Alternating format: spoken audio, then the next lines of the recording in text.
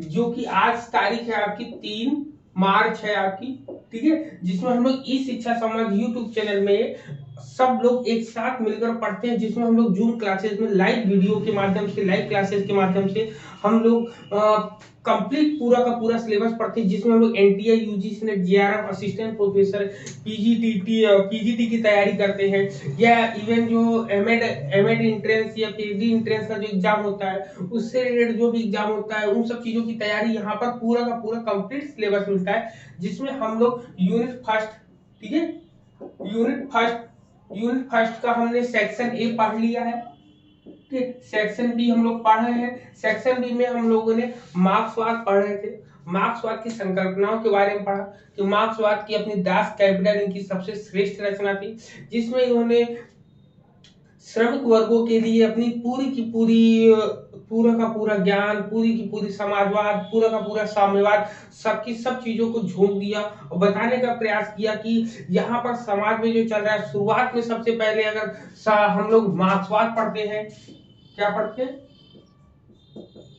ठीक है, मार्क्सिज्म पढ़ते हैं या कह सकते हैं मार्क्सवाद पढ़ते हैं। सर आपकी छाले कैसे हैं? छाले भी ठीक जाए नहीं में है, पूरी तरीके से है अभी। सर बोलने में लग रहा है कि दिक्कत आपको हो रही है। हाँ, आपकी आवाज से लग रहा है, ठीक, आवाज और चेहरे से लग रहा है। बिल्कुल। तो इतनी चीजें जब सर हमने भगवान से बहुत प्रे करी कि सर को जल्दी अच्छा कर दें। हाँ बिल्कुल बिल्कुल ठीक होगा, सब बढ़िया। अब हम लोग बात यहाँ अरे लड़की वो हाँ बिल्कुल, अब हम सर रिदम में आ खुद रहे हैं करेंगे तब होगा। पुरानी चीजें जो है हम लोग जो पढ़े थे वो पूरा का पूरा रिवाइज कर दें। तो सबसे पहले जब हम मार्क्सिज्म पढ़ते हैं तो मार्क्सिज्म को देखते हैं कि इन पर 3 चीजों का ज्यादा प्रभाव पड़ता है। सबसे पहले हीगल का पड़ता है, हीगल के बाद फिर फ्रांस की क्रांति पड़ती है, फिर ब्रिटेन की क्रांति पड़ती है, जिसमें से शुरुआत में अगर हम लोग मार्क्सवाद को पढ़ते हैं तो मार्क्स को हम 2 भागों में डिवाइड करके पढ़ेंगे। एक तो शुरुआती दौर में जो मार्क्स थे उनको पढ़ेंगे, दूसरा जो जब उनको और चीजें नॉलेज में आती तो उसके बाद हम लोग पढ़ेंगे। तो शुरुआती दौर में हीगल को इन्होंने माना, हीगल के एब्सोल्यूट वैल्यू को, उनकी स्पिरिचुअलिटी को और आध्यात्मिकता को, इन सब चीजों को माना। लेकिन जैसे जैसे आगे ये बढ़े तो इन्होंने हीगल का विरोध करना शुरू किया, हीगल की बातों को नकारना शुरू किया, ठीक है। इसमें बहुत सी चीजें हम लोग को मिलती है देखने को। तो वहीं पर हम लोग जहां पर आकर रुके थे वो था आपका सोशलिज्म, ठीक, सोशलिज्म था। और क्या था आपका कम्युनिज्म,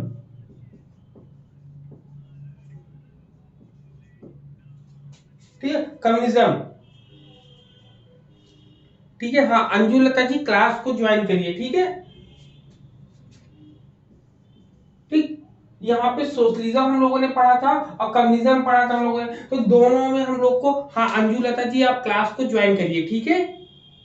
हाँ तो यहाँ पर जब हम लोगों ने पढ़ा था सबसे पहले आप लोग बताइए सोशलिज्म क्या होता है, कम्युनिज्म क्या होता है, समाजवाद और साम्यवाद। मेरी आवाज आ रही है आप सभी को, बताइए। जी सर। हाँ बोले। अब आप लोग अपने विचारों को रखिए, तब हम इनके मार्क्सवाद के विचारों को आपके सामने लाने का प्रयास करेंगे कि ये कैसे कहते हैं, इन दोनों के बारे में, इन दोनों की डेफिनेशन क्या देते हैं ये, बोले किसी को पता है?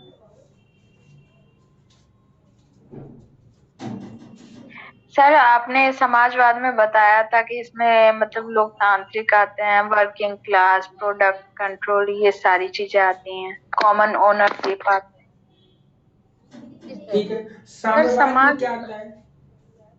सर साम्यवाद में ये होता है कि कम्युनिज्म में कि जितना जो काम करेगा उसी के हिसाब से उसको चीजें जो दी जाएंगी, मतलब साम्यता रखी जाएगी। साम्यता और समानता में बिल्कुल। इन्होंने देखिए सबसे पहले उन्होंने बोला है कि इन्होंने बोला the higher stage of communism that is pure communism comes after और एस्पेक्ट ऑफ द प्रीवियस, देखिए क्या है कि aspect of the previous capitalist society have disparate production is run democratically by workers contrary to popular concepts communism, तो इतनी चीजें बोलता है। इन्होंने कहा है कि साम्यवाद जो होता है वह उच्च वर्ग, ठीक है, उच्च वर्ग यानी शुद्ध साम्यवाद की बात करता है, जिसमें पिछड़े पूंजीवादी समाज के जो सभी लोग हैं उन चीजों को गायब करना चाहते हैं। मतलब यहाँ पर साम्यवाद में कुल मिला के पूंजीवाद को खत्म करने की बात कही। जब हम पूंजीवाद को खत्म करेंगे मतलब जमा करने की तरकीब या किसी भी चीज को जमा करके जो हम लोग करते हैं उन सब चीजों को इन्होंने विरोध किया। जब इन्होंने इसका विरोध किया तब जाके साम्यवाद की बात आई कि साम्यवाद होगा क्या। तो इन्होंने कहा जो श्रमिक वर्ग है जो काम करता है उसको भी उसका अधिकार दिया जाए। जैसे अब कोई राजा था, वह राजा देखा कि खेती किसानी उसके पास ज्यादा, उसने मजदूरों को लगा के खेती किसानी करवाई और उसका बहुत ही कम जो है हिस्सा उसको दिया जा रहा है, बाकी सब अपना रखे जा रहा है। तो इसका विरोध किया उसने। इसका विरोध करने के साथ ही जो है तब जाके साम्यवाद की बात इन्होंने करी। साम्यवाद में ये जो पूंजीवाद का जो अधिकारी संपत्ति जो रखते थे उन सब चीजों का विरोध किया। इन्होंने कहा कि जो जितना काम करे उसको उतने मेहनताना दिया जाए। ठीक, इन्होंने इसी साम्यवाद के अंतर्गत ही अब साम्यवाद में एक बात क्या कही, साम्यवाद में कुल मिला के हम पूंजीवाद को खत्म किया। किसको? पूंजीवाद को खत्म किया। अगर कोई पूछे कि साम्यवाद है क्या, समाजवाद और साम्यवाद है क्या, तो उसे कैसे डिफाइन करेंगे, इसको नोट करा दीजिए। हाँ, सबसे पहले देखिए दोनों की कंडीशन समझते हैं। समाजवाद में आपके लोकतंत्र भी होगा, स्वतंत्रता भी होगी और साम्यता भी होगी। तीनों चीजों का समावेश होता है, जिसमें किसी भी जाति धर्म या किसी भी मतलब इसमें कुल मिला के समाज सोशलिज्म में या समाज में जो वर्गीकरण किया गया है वह जो है जातियों के आधार पर किया गया है समाज में। ठीक है, कर्म के आधार पर किया, जाति की या किसी के आधार पर किया गया, मतलब कुल मिला के इसमें जो वर्गीकरण किया गया है वो समाज के आधार पर किया गया है। जबकि साम्यवाद या कम्युनिज्म की जब हम बात करते हैं तो इसमें जो बंटवारा किया गया है इसको जो है आर्थिकता के आधार पर किया गया है। किसके आधार पर किया? इसमें जो भी बंटवारा किया गया उसके आर्थिकता के इकोनॉमिक के आधार पर किया गया है, जिसमें इन्होंने सबसे प्रमुख बात बताई कि सर्वहारा वर्ग की बात करी है। सर्वहारा वर्ग का मतलब हुआ कि सभी वर्ग एक समान है, लेकिन समान होने के साथ साथ उनमें कुछ ना कुछ अंतर होगा। अब या उनमें कुछ ना कुछ वर्गीकरण होगा। अब वर्गीकरण दोनों करते हैं, ये जातिवादिता धर्म अनेक प्रकार की चीजों के साथ करते हैं। इसमें लोकतांत्रिक भी आएगा और समाजवाद भी आएगा, अनुभव भी आएंगे, सब चीजों को मिलाकर रखेंगे। ठीक है, संप्रभुता को भी यहाँ पर ध्यान देंगे, यहाँ पे धर्म को भी हम ध्यान में देंगे। समाज में देखते ना, समाज में सब चीजों को ध्यान देना पड़ता है भाई, किसी के धर्म को आहत ना पहुंचे, किसी के धर्म को हम कोई टच ना करे। लेकिन जब कभी साम्यवाद की बात करते हैं, साम्यवाद में ना तो धर्म आएगा, ना तो समाज आएगा, ना तो अगड़ी पिछड़ी जाति आएगी, SC ST OBC general category, कोई कैटेगरी नहीं रखा है। इन्होंने कैटेगरी लेस की बात करी है। जब कैटेगरी लेस की बात करी है तो फिर भी इन्होंने एक बंटवारा किया। वो बंटवारा जो किया वो इकोनॉमिक के आधार पर किया है, आर्थिकता के आधार पर किया है। इन्होंने कहा है कि जो श्रमजीवी लोग होते हैं उनके ऊपर जो पूंजीपति लोग होते हैं, जो मालिक लोग होते हैं, वो लोग इन पर जो है क्या करते हैं, आपका इन पर जो है काफी परेशान करते हैं, उनको काफी समस्याओं का सामना कर, मतलब जितनी मेहनत करते हैं उतना इनको ये नहीं देते हैं। फिर क्या करते हैं, अगर इसका एक एग्जांपल अगर हम आपको देना चाहें तो मार्क्स बोलते हैं कि उस समय जो राजा रहा करते थे वो राजा देखते थे कि इसकी खेत अब इसके घर में तो काम करने के लिए यही दो लोग हैं, मियाँ बीवी हैं, बच्चे हैं। अब इन्होंने कहा कि क्यों ना हम इसको अपने खेत में काम दें। जब उन्होंने अपने खेत में काम दिया, काम देते देते उनका शोषण करने लगे। शोषण कैसे करते थे, कहते तुम्हारे यहाँ बच्चे हैं, अब कह रहे कि बच्चे हैं बीवी है सब लोग, तुमको खिलाना है तो मेरे यहाँ काम करो, मैं तुमको पैसा दूंगा, नहीं तो नहीं दूंगा। तो वो कहीं जा नहीं पाता था, कहता था साहब हम नहीं, इतने कम पैसे में नहीं कर पाएंगे, कहीं ठीक है ना करो, तो वो किसी और तरीके से उनको परेशान करते थे, उनकी बहु बेटियों के साथ गलत व्यवहार करते थे। तो ऐसे बहुत सी चीजें जब कार्ल मार्क्स ने देखी तो उसका विरोध करके साम्यवाद की स्थापना करी थी। क्लियर? बताओ, क्लियर है? बताओ। सर ये सारी चीजें समझ गया सर, लेकिन इसमें मेजर डिफरेंस मुझे नहीं समझ में आ रहा है कि ये सोशलिज्म और साम्यवाद में क्या है। साम्यवाद एक कम्युनिटी है। हाँ, कम्युनिटी का कम्युनिज्म, समाजवाद एक अलग होता है, साम्यवाद अलग है। अब अगर आपसे कोई पूछ, आपको अंतर नहीं समझ में आ रहा, अंतर नहीं होगा रिलीजन या धर्म, धर्म किस में आएगा? अब आप बताओ, धर्म किस में आएगा? आप बताओ, समाजवाद में आएगा कि साम्यवाद में आएगा? आपका समाजवाद। जातीयता किस में आएगी? समाजवाद में। आर्थिकता किस में आएगी?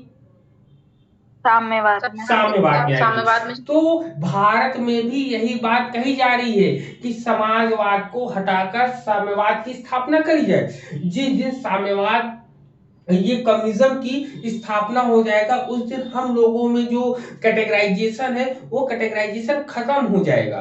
अब जब खत्म हो जाएगा तो आपस में लड़ना भिड़ना खत्म हो जाएगा, और आर्थिक स्थिति हम लोग अपनी मजबूत करने के लिए एक दूसरे का सपोर्ट करना शुरू कर देंगे। आप देखते हैं, यूरोपियन कंट्री देख लीजिए, अमेरिका देख लीजिए। आपको एक बहुत अच्छा एग्जांपल देना चाहेंगे कि आपने देखा होगा हम लोग के यहाँ दिवाली होती है, दिवाली में थाली में चांदी के सिक्के को रखकर हम पूजते हैं ना? बताओ, पूजते कि नहीं पूजते हैं? जी सर, जी सर। जब फिर उसको समाधि की अमेरिका डोरी में लेते जाओ, हैं। ब्रिटेन में जाओ, तो वहां कभी भी पैसे को पूजा गया है क्या? नहीं पूजा नहीं गया, सर। नहीं कभी भी आगे कभी नहीं पूजा। क्यों? क्योंकि वहां पर उनको भगवान नहीं बनाया गया है, यहाँ पर इनको भगवान बना दिया, इसीलिए सब लोग इसके पीछे भागे जा रहे। वहां उन लोग को भगवान वो नहीं बनाते, उनके घर में जितने लोग हैं सब लोग कमाएंगे, सब लोग खाएंगे, सब लोग मौज मस्ती करेंगे, मतलब वो किसी चीज में परेशान नहीं है, पैसे कमाने हैं। यहाँ पर भारत में क्या है कि पैसे को ईश्वर की उपाधि दीजिए, जबकि और कहीं आप यूरोपियन कंट्री देखिए, फॉरेन कंट्री देखिए, तो वहां पर उनको भगवान की उपाधि या भगवान नहीं माने, इसीलिए वहां पर साम्यवाद की स्थापना है, जबकि अपने यहाँ समाजवाद की स्थापना है। क्लियर है? यहाँ पर ये है। तो सर जैसे सर समाजवाद में हम इसको जाति और इन सब चीजों के धर्म पे देखते हैं, तो उसे हटा के इन्होंने साम्यवाद कहा। तो साम्यवाद में आर्थिकता के आधार पे कहा, तो उसमें भी तो सर ये भी होगा ना कि पैसे कई लोगों के पास कम रहेंगे, कई लोगों के पास ज्यादा रहेंगे, तो उसके अकॉर्डिंग नहीं वो अंतर करेंगे। नहीं, तो उसके अकॉर्डिंग ये करेंगे कि भाई जब एक का निर्धन व्यक्ति होगा और एक कुछ जो धनी व्यक्ति होगा, निर्धन वाला धनी को देखकर हमेशा प्रयास करेगा ना आगे बढ़ने की, लेकिन समाज में तो जो नीचे है वो नीचे ही रहेगा, वो कभी ऊपर जा ही नहीं सकता है। लेकिन साम्यवाद में जो गरीब है वो अमीर तो बन सकता है। अब ये बताओ, जो यहाँ पे एससी कैटेगरी का होगा, क्या वो जनरल कभी बन पाएगा? नहीं सर, समझ गया सर, समझ तो गया। यही ये बताने, मार्क्स ने यही कमी को निकालने का प्रयास किया। फिर इनके मार्क्सवाद की कुछ बातें आती हैं, तो इन्होंने इनके सिद्धांत आते हैं। इनके सिद्धांत में क्या आता है? सिद्धांत फंडामेंटल्स में सर कार्यों का विभाजन, डिवीजन ऑफ वर्क। अभी बताएंगे। फिर फंडामेंटल की बात करेंगे, तो फंडामेंटल में इन्होंने क्या बोला? कहा है कि रियलाइजेशन ऑफ द वर्ल्ड, संसार मतलब संसार का बोध करो, समझो उसको। इन्होंने बोला कि man is not concern with absolute idea और the spirit but with the stark reality. मतलब कि इन्होंने बोला कि मनुष्य का संबंध निरपेक्ष विचार या आत्मा से नहीं होना चाहिए, बल्कि कठोर वास्तविकता से होना चाहिए। अब इन्होंने एब्सोल्यूट का विरोध किया है, फिर निरपेक्ष का विरोध किया है। इन्होंने कहा जो निरपेक्ष हो जाएगा, क्या हो जाएगा? निरपेक्ष हो जाएगा। निरपेक्ष का मतलब समझते हो? निर्दलीय। सर मनुष्य का संबंध क्या बोला था? इन्होंने बोला कि मनुष्य का संबंध निरपेक्ष विचार या आत्मा से नहीं होना चाहिए। Man is not concern with absolute idea और द स्पिरिट, बल्कि कठोर वास्तविकता से होना चाहिए इनका संबंध। ठीक है, तो यहाँ पे क्या कह रहे, इन्होंने एब्सोल्यूट को क्या किया, नकारा। क्यों नकारा है बताओ कोई। इन्होंने एब्सोल्यूट को इसलिए नकारा है या निग्लेक्ट किया है, इन्होंने कहा कि जो एब्सोल्यूट होगा, जो अकेला होगा, वह तो अनियंत्रित हो जाएगा, वह तो दंड करना शुरू कर देगा। अगर उसने कोई गलत काम किया तो कोई उसको विरोध करने वाला नहीं होगा। ठीक, तो इन सब चीजों के लिए ही इन्होंने एब्सोल्यूट का विरोध किया। इन्होंने, समझ में आई बात कि एक एग्जांपल और दे।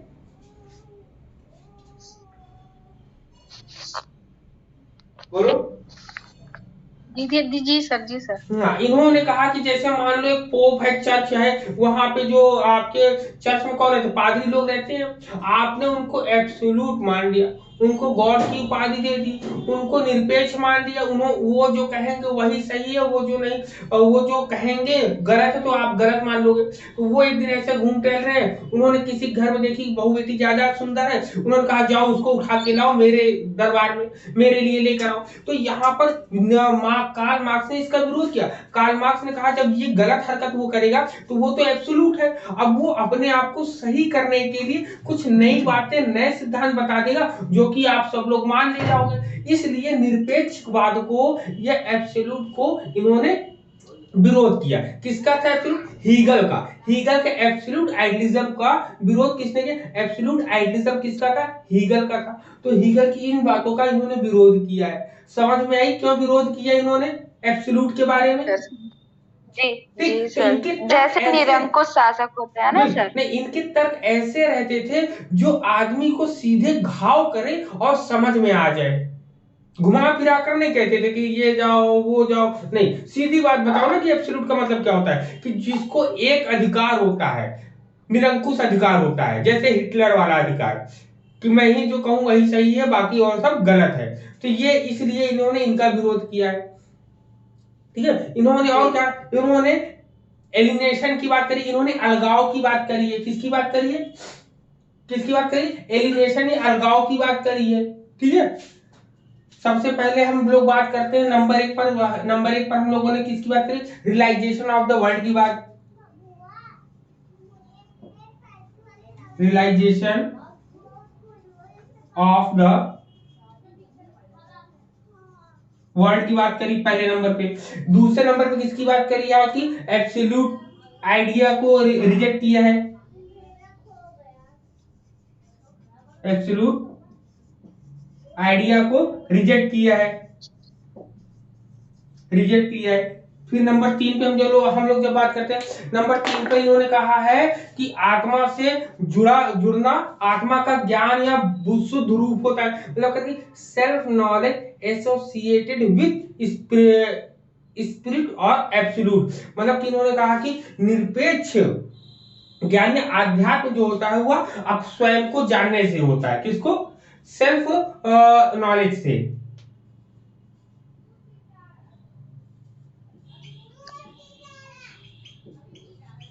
सर निरपेक्ष ज्ञान, सर निरपेक्ष एब्सोल्यूट सर नॉलेज निरपेक्ष आत्मज्ञान एसोसिएटेड बोला। विथ स्पिरिट और एब्सोल्यूट। ठीक है, इन्होंने बोला निरपेक्ष कि ज्ञान आत्मज्ञान। सर हिंदी में क्या बोला आपने। हाँ हाँ सर ये बोला है क्या, निरपेक्ष ज्ञान आत्मज्ञान को जानने से होता है। हाँ, इन्होंने हाँ निरपेक्ष या निरपेक्ष का मतलब होता है आध्यात्मिक, जो निरपेक्ष होगा वो सर आपने वो आध्यात्मिक। लाइन क्या बोला है, इन्होंने बोला हिंदी है में कि लाइन क्या बोला आत्मा था। से जुड़ना। ठीक है, आत्मा से जुड़ना मतलब स्वयं से, आत्मा से जुड़ना आत्मज्ञान या शुद्ध ज्ञान कहलाता है। समझे क्या कह रहे, आत्मा से जो जुड़ना होता है उसी को हम आत्मज्ञान या शुद्ध ज्ञान कहते हैं, शुद्ध कहते हैं। शुद्ध का मतलब एब्सोल्यूट। तो कह रहे कि सेल्फ नॉलेज एसोसिएटेड विथ, ठीक है, विथ स्पिरिट और एब्सोल्यूट।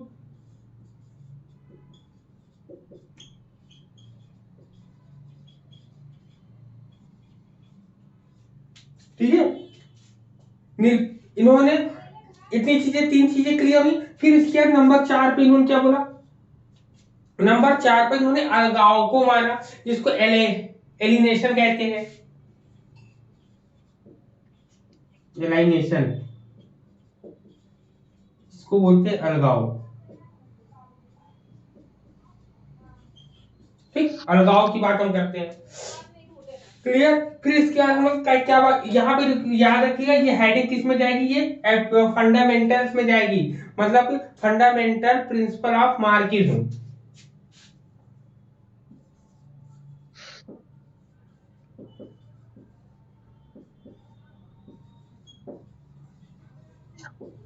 सर अलगाव का मतलब वही जो इन्होंने बांटा है साम्यवाद। हाँ हाँ, ठीक है, ये हो गया। फिर इसके नंबर 5 पर जो आता है, नंबर 5 पर आपका आता है इसमें कार्य का विभाजन, डिवीजन ऑफ वर्क की बात करते हैं ये लोग।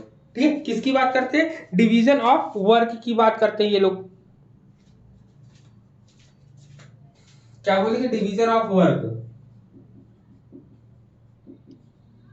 डिवीजन ऑफ वर्क की बात करते हैं, मतलब कार्य का विभाजन।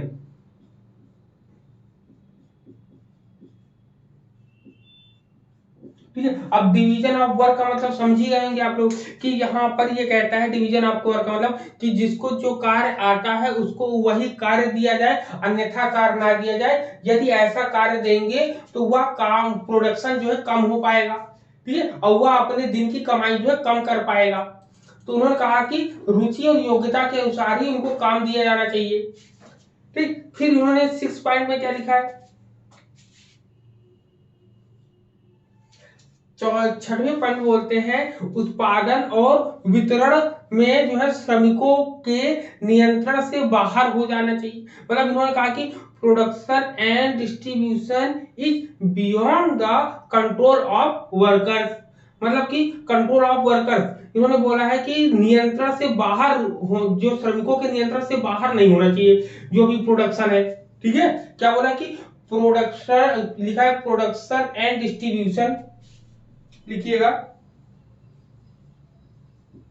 Production and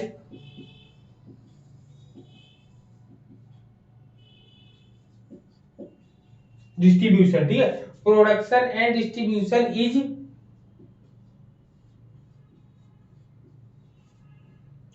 is beyond the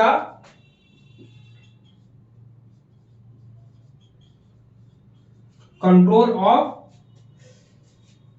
of workers. ठीक, वर्कर्स किया। तो इसमें क्या कहते हैं कि कह रहे कि प्रोडक्शन मतलब उत्पाद और डिस्ट्रीब्यूशन जो बिखराव होता है, फैलाव होता है, वह श्रमिकों के नियंत्रण से बाहर हो। ठीक है, जो डिस्ट्रीब्यूशन मतलब कि ये कहने का क्या मतलब है कि यहाँ पर जो श्रमिक हैं, जो वर्कर्स हैं, उनके कंट्रोल से बाहर रखने का मतलब क्या है कि उनको कितना करना है इसकी जानकारी तो दे, लेकिन उनको जो है करने के लिए छूट दें। नियंत्रण से बाहर का मतलब कि छूट दे, कुछ जितना अधिक उत्पादन कर सकते हो। तभी तो उन्होंने कहा कि समय जब जो जितना अधिक उत्पादन करेगा उसको उतना अधिक धन दिया जाएगा या उसको उतनी अधिक मजदूरी दी जाएगी। ठीक है, ये बोलते हैं यहाँ पर 6वें पॉइंट में। क्लियर है सर एक बार फिर से बता दीजिए उसको। हाँ, उन्होंने बोला है प्रोडक्शन एंड डिस्ट्रीब्यूशन, मतलब बोला इन्होंने उत्पादन और वितरण जो है श्रमिकों के नियंत्रण से बाहर रखना चाहिए। क्यों? क्योंकि अगर उनको हम कंट्रोल कर देंगे तो वो कंट्रोल ही चीजों को प्रोडक्ट करेंगे, बनाएंगे। तो उन्होंने कहा है कि बनाने की उनकी जितनी क्षमता हो उनको आप बनाने की छूट दीजिए, बस उन पर ये ध्यान रखिए कि वो प्रोडक्शन करते समय किसी भी सामान को खराब ज्यादा ना करें। तो जिस कंपनी में उत्पादन क्षमता जितनी बढ़ेगी वहां पर श्रमिकों की कमाई ज्यादा होगी, कंपनी का नाम भी ज्यादा होगा। ठीक है, इसीलिए कहा है कंट्रोल ऑफ वर्कर्स। ठीक है, यहां पर ये बोला है। जी सर। समझ। अब इसके बाद कहता है कि अब इसमें जो अब जो 6 बातें ये बोल दी, 7वें में बात है कह रहा है कि the capitalist system is absolutely responsible. अब जो ये पूरी व्यवस्था की जो जिम्मेदारी लेगा कौन, तो उन्होंने कहा कि कोई ऐसा धनाढ़ व्यक्ति होना चाहिए, पूंजीपति होना चाहिए। उन्होंने कहा कि पूंजीवादी व्यवस्था पूरी तरह से जिम्मेदार हो इन सब कामों के लिए, मतलब कोई एक व्यक्ति इसकी जिम्मेदारी ले। तो क्या बोला है उन्होंने, बोला 7वें पे द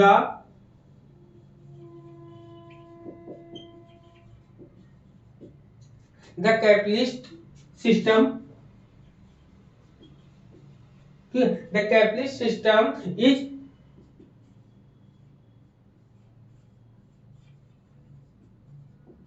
एब्सोल्युटली, ठीक है, एब्सोल्युटली, ठीक है, एब्सोल्युटली रिस्पॉन्सिबल।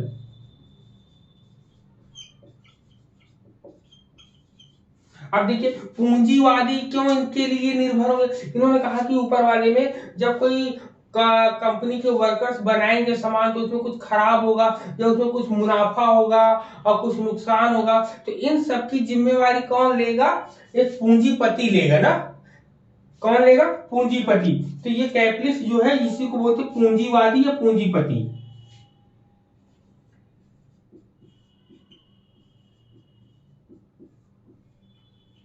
ठीक, पूंजीवादी या पूंजीपति बोलते हैं। ये 7 हो गए। अब 8वें नंबर पे हम लोग बात करते हैं, इधर इसको साफ कर दे। जी सर।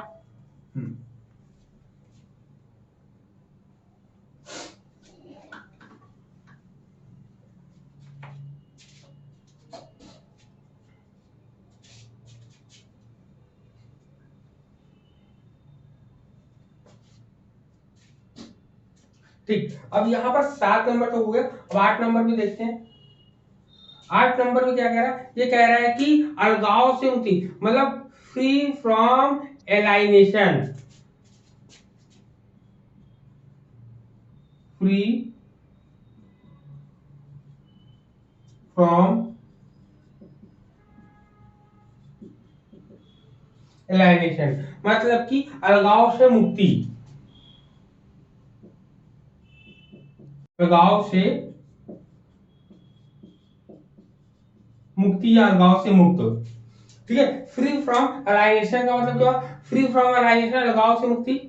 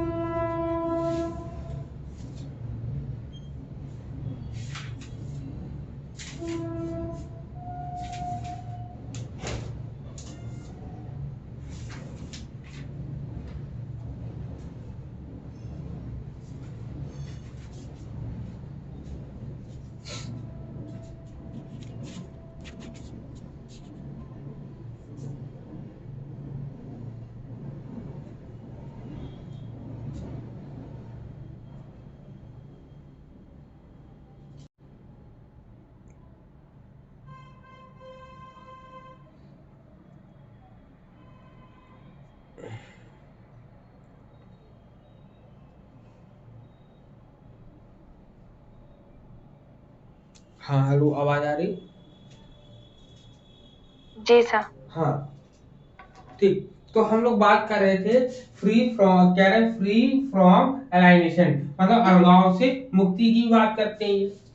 ठीक है, अलगाव से मुक्ति की बात भी ये करते हैं। फिर आपका 9 नंबर जो आता है, 9 नंबर पे इन्होंने बोला है कि full opportunity to flourish his latest quality, मतलब कि जो लेटेस्ट क्वालिटी आती है उसको जो हमेशा अपॉर्चुनिटी दी जानी चाहिए यहाँ पर, मतलब जो भी विकासशील या विकसित अवसर मिलना चाहिए सबके सब अपॉर्चुनिटी, तो मतलब फुल अपॉर्चुनिटी की बात बोलेंगे।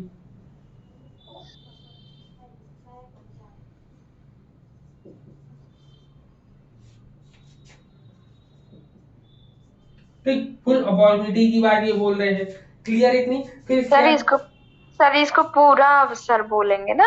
फुल अपॉर्चुनिटी का मतलब होता है कि पूरी उनको जो भी मौका मिलेगा पूरा अवसर दिया जाएगा अपनी चीजों को बढ़ाने के लिए, बताने के लिए, समझाने के लिए।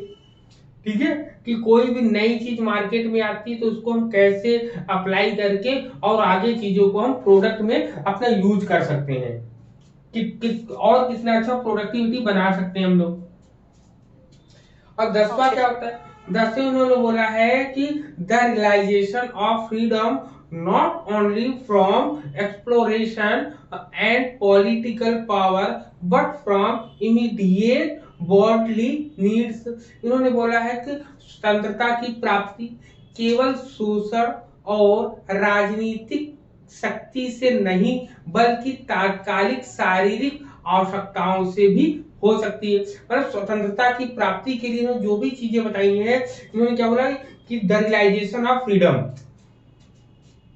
ये लास्ट आएगी, द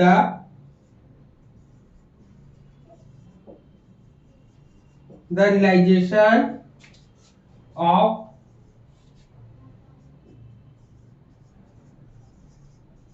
फ्रीडम। ठीक है, द रियलाइजेशन ऑफ फ्रीडम। तो इन्होंने स्वतंत्रता की प्राप्ति के लिए, इसको आभास करने के लिए, समझने के लिए उन्होंने बोला है कि केवल शोषण से ही स्वतंत्रता नहीं चाहिए, बल्कि इन्होंने कहा कि स्वतंत्रता जो हमें चाहिए वह शोषण से चाहिए, राजनीतिक शक्तियों से चाहिए, बल्कि तात्कालिक जो हमारी जो फिजिकली नीड होती है उन फिजिकली नीड से भी हमें मुक्ति चाहिए, जो हमें पेन देती रहती है हर चीजें, तो उन सब चीजों के साथ ये जुड़कर बातें बताते हैं। तो टोटल ये 10 सिद्धांत इन्होंने अपने में दिए हैं। क्लियर, टोटल इन्होंने 10 सिद्धांत दिए हैं अपने में। सर लास्ट वाला ये कह रहे हैं कि स्वतंत्रता अगर चाहिए तो फिर सोशल हो गया, राजनीति हो गया, इन शक्तियों के साथ जो मतलब हमारी तुरंत की आवश्यकताएं हैं उनसे जो पेन देती हैं, मतलब जो परेशान कर रही हैं, उनसे भी मुक्ति। बिल्कुल बिल्कुल। तो इतनी चीजें ये लोग बताते हैं, ये मतलब पूरा का पूरा अपनी कहानी इसमें बताया इन्होंने। कुल मिला के पूरी की पूरी अपना मार्क्सवाद जो है इन्होंने 10 सिद्धांतों में ही अपनी पूरी की पूरी बता दी है। फिर इसके बाद में मेटाफिजिक्स की बात हम करेंगे तो मेटाफिजिक्स में इन्होंने पूरी की पूरी मैटर से रिलेटेड ही पूरी बात करी है। नेचरिज्म को इन्होंने ज्यादा माना है, इन्होंने माना है कि मेटाफिजिक्स अभी पढ़ाएंगे, मेटाफिजिक्स का एपिस्टेमोलॉजी और एक्सियोलॉजी जो है शाम को 9 बजे वाली जो क्लास होगी उसमें हम जरूर उसमें हम कंप्लीट कर देंगे, आज की डेट में ये कंप्लीट हो जाएगा। ठीक है जी सर, चलिए ठीक है, फिर 9 बजे हम लोग मिलते हैं। ओके सर, ओके सभी को, चलिए मिलते हैं 9 बजे हम लोग, तब तक के लिए रेस्ट करिए, जय हिंद सभी को। जी सर।